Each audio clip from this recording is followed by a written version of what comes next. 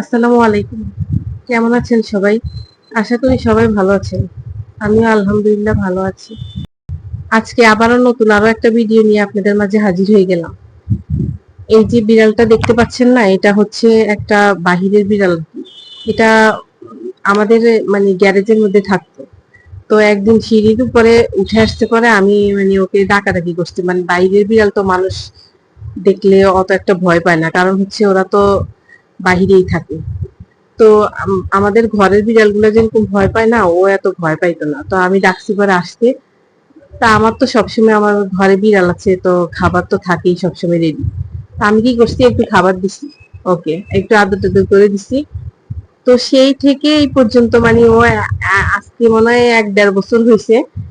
মানে আমার বাসার বিড়ালগুলো যত বেলা খাবে ও তত বেলা আসি বসে থাকবে, ৩-৪ বেলা, মানে ও টাইম জানে কখন ওরা খাবে।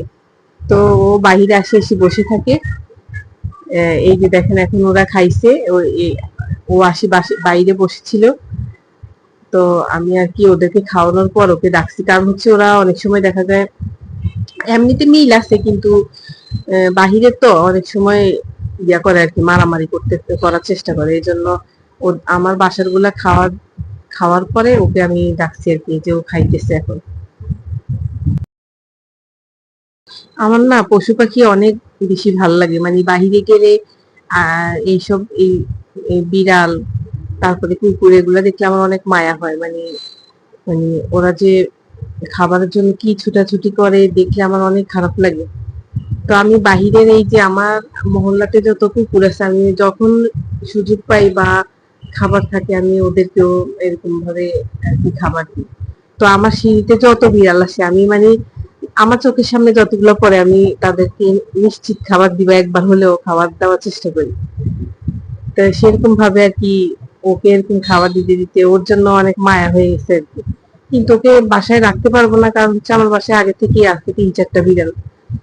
তারপরে ওই যে আবার ওর একটু বাহিরে কি করে, বাহিরে তো মারামারি করে কি করে, ওই যে ইয়াগুলা মানে হাত টাত এগুলা ইনফেকশন হয়ে যায়। ইনফেকশন হওয়ার পরে ঘাটা হয় মাঝে মাঝে।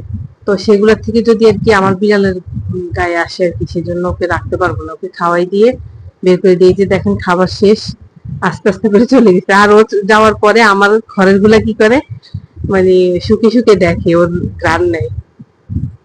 এই যে এটা আমার মেয়ের চ্যানেল। আসলে ও কয়েকদিন থেকে অসুস্থ, তো তাই আর কি ভয়েস ওভার করতে পারতেছিল না, তাই আমি দিয়ে দিচ্ছি। ভিডিওটা যদি আপনাদের ভালো লাগে তাহলে লাইক, কমেন্টস আর সাবস্ক্রাইব করে দিবেন। দেখা হবে নেক্সট ভিডিওতে। আল্লাহ হাফেজ।